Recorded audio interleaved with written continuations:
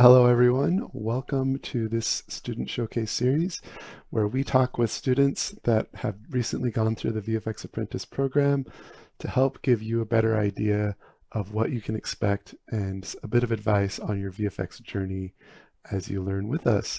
So today I'm joined by Abbie Chmil. She is one of our recent quote unquote graduates, although you never really graduate from learning. She is now working as an intern at Epic Games on the Fortnite team. Hi, thank you for having me. Yeah, of course. So I wanted to dive in a little bit to your journey. Like, how is it that you discovered effects? What is it that brought you to this point of finding us at VFX Apprentice? Sure. Simply, I have a Bachelor of Fine Arts in jewelry design, but overall a Bachelor of Fine Arts to begin with. And my husband, who I met at college, actually does visual effects for a living. And he kind of, as a joke, mentioned it to me and was like, I think you could do this. And I was like, yeah, I could do this. And so he gave me like a mini art test, super, super simple. It was like a 4-frame flip book of like fire. And I was like, I drew it. And he was like, wait, like you actually like can do this. And so he'd been following your kind of story and your advertising for this course. And so he recommended it to me, and I said, yeah, I think I'm going to do it. And I quit my job and started the education. So here we are. Amazing. So you had an education in jewelry design previously, Yes. assuming you had practiced drawing skills, technology skills, all those kinds of things before even arriving with us, right? Yeah, my degree taught me the full Adobe suite and as well as like general art credentials. But I've been an artist my whole life, even before college. Awesome. So that's good context. So since you've been with us, I've it's been really fun watching your journey. You've really progressed a ton, even from day one. It was just amazing to see how on fire you were with it. Tell us a little bit about what it was like from your perspective. No holds barred, was the good, the bad, the ugly. Um, what was it like being in the VFX Apprentice ecosystem of learning?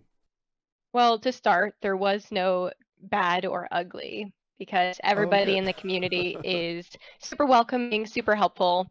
It makes it that much easier to feel like this is the right step because everybody just had those like answers for you whenever you had a question. Um, but overall, the education was super straightforward for me because I already did have that art background, so I didn't have to do a ton of other tutorials to kind of catch myself up. Hmm. Um, but it was super hands-on, and in that way, I learned a lot. I wouldn't have been able to get where I am right now without this course, 100%. So, Awesome. That's really nice to hear. I know that like it was just insane to see how fast you got to where you are, right? This is the other big part that I think we need to share. And I yeah. think we'll start with first the unbelievable story about how quickly things progressed with you. I'd love to hear you talk about that. But then I'll share a little bit about maybe some of the current conditions existing in the entertainment industry that allow these sort of things to happen. So from entrance into our program till you got your first uh, job offer, I guess, for your internship. You actually got a couple different job inquiries and interviews. I'd Yeah. love to hear about those too. But from that point of entering till the point when you got your internship, how long was that? So I quit my job as an assistant manager at a jewelry store, so nothing fancy, but it was a job. I quit my job the first week of July, of this year, and Okay. I started the course that week, basically. And so July, August, September, October, and now we're basically in December. We're in like the first week of December. So 6 months total, but I started interviewing on my like third month of Okay. education. So you Um, had a portfolio within 3 months that caught the eye of Epic Games and others. yeah, and others. And it was super, super weird and well, not weird. That's the wrong word. Super nerve-wracking because I have not been in the games industry previously. I've been in the design industry, but just not in this specific industry. And so it was weird to feel wanted when I haven't actually been in the industry. But it all started just by me posting on social media my stuff from this course. And I think it caught people's eye not only because they recognize your name and your course, but because of what I was doing. I was taking the course and making my own content, my own assets based on the education that was given to me from your assets and from your courses teachings. But I wanted to make my own things. And because of that, it helped me progress that much faster as well, because I was learning as I went. Yeah, that's so exciting to hear. That's something that I encourage every instructor that we have as they are creating content with us. I was like, tell them to not copy exactly what you're doing. This is something that should be the student's own work so that it shines, that they know how to be creative. And that's certainly something that that's advice that you took, and I'm really glad that you did. Yeah. So this is great. So, you worked hard, obviously, and you didn't have a regular job, which is nice. Um, I'm assuming your husband, he was working to cover that while you were doing your thing. Yeah. Yeah, he was instrumental in me being successful in this so quickly. Because if I had to work a job as well as do this education, it would have taken me much longer than it Mhm. did because I was able to focus on this as if it was my full-time job. Right. So tell me about one of the effects that you were so focused on and sort of how that journey went. Because I know a lot of people just starting out, they're probably wondering, what is it even like to create an effect? I know Yeah. you were at a loss completely when you were starting. You're like, what is this? What have I stepped into? Yeah. What was it like? How did you get the help you needed to get those answers and to get it created? So, to start, I did everything chronologically, like according to the syllabi, quote unquote. Um, and so I started with the like atomic bomb type explosion, and that was really more so like getting my feel for the engine, for Unreal itself. So once I did that, that was not like a very like I didn't spend as much time on that. It was more about learning where things were, how to work certain things. My second effect actually is the one I spent the most time on, specifically because I did my concepts without any knowledge of visual effects and how to make them. I kind of did it like, oh, this is going to be like approached it kind of like, oh, this is a sketch for a sculpture I'm going to make because I already knew how to make a sculpture. So in my brain, I could see it three-dimensionally, but I'm like, yeah, I don't know how to make that. So my second effect is called my skull sludge, and it's based on the Wisp tutorial, like the Nether Wisp, Mhm. kind of that type of effect. It uses some of the same teachings, but just in a different way. And so specifically, I had this awesome concept. I loved it as soon as I drew it, and it had this big skull face in the center of it to represent like toxicity and poison and things like that. And in my brain, I was like, yeah, I'm just going to model a 3D skull and do it that way. Again, having no knowledge of visual effects to back me up on this. And so that is not what happened at all. Um, After a lot of trial and error, it ended up being that I had a dissolve map and I had like all these like other things that played into creating my skull, but it was not originally what I thought because I had no knowledge of it. But the way I was able to get to where I ended up was because I was joining the weekly meetings that this community holds, as well as whenever I had a question, there would always be somebody online that I could talk to because the community has grown a lot. So it made it really easy for me to be like, I think I need to do this.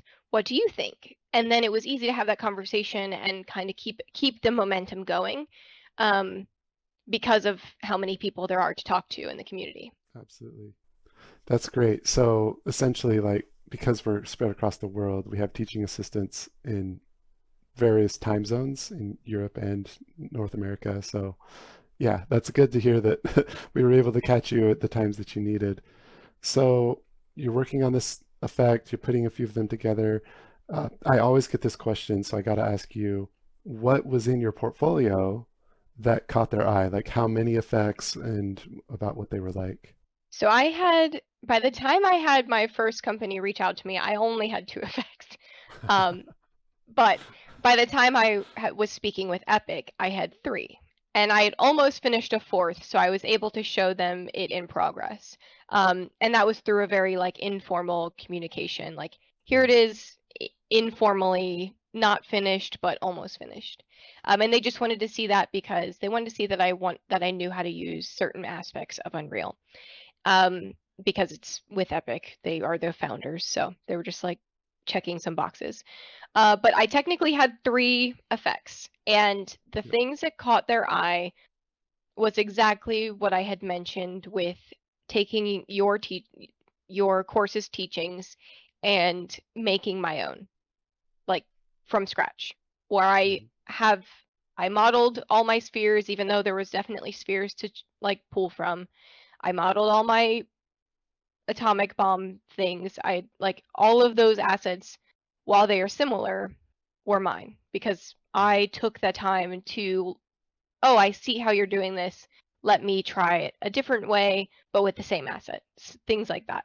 So it was a yep, lot of puzzle pieces back and forth, but they did tell me that because I took the time to do that, my pieces were, while they could still see the similarities to your course and they could see the teachings, mhm, they recognized the artistic aspect and were like, okay, I see what you're doing.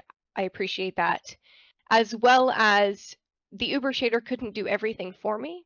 So I did end up writing a couple of shaders for myself, and they were really happy to see that as well. It's not even that they were super complex by any means. They just did what I asked easier than plugging it into the Uber shader, and that helped me understand making a material. So I love it that. all I love that not after not being with us for very long, you're speaking all the lingo.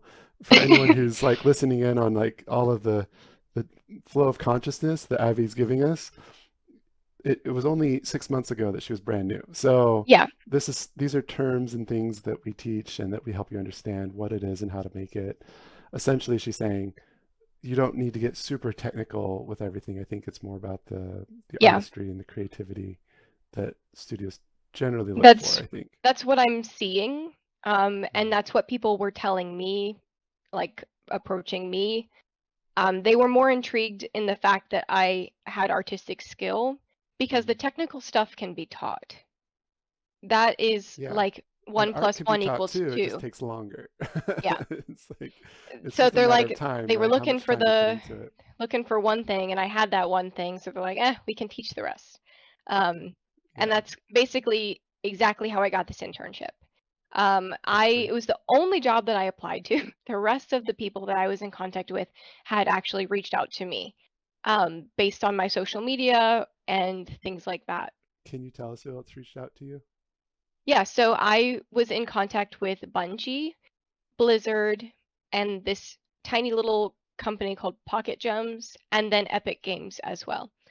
Those were the four studios that I was like actively in contact with, and I actually made it through all of the interview processes for Bungie and Blizzard, as well as Epic. Bungie gave me a full-time offer. They were an excellent company. The only reason I didn't choose them was because I would have to move, and that was just not in my cards at the moment. Mhm. Um, but everybody there was absolutely amazing. The interview Yeah. process was super nice, super quick in like a good way. And then Epic, the internship is remote and it's for 6 months. So I chose that because the pay was relatively similar. So that part wasn't really taking a loss anywhere.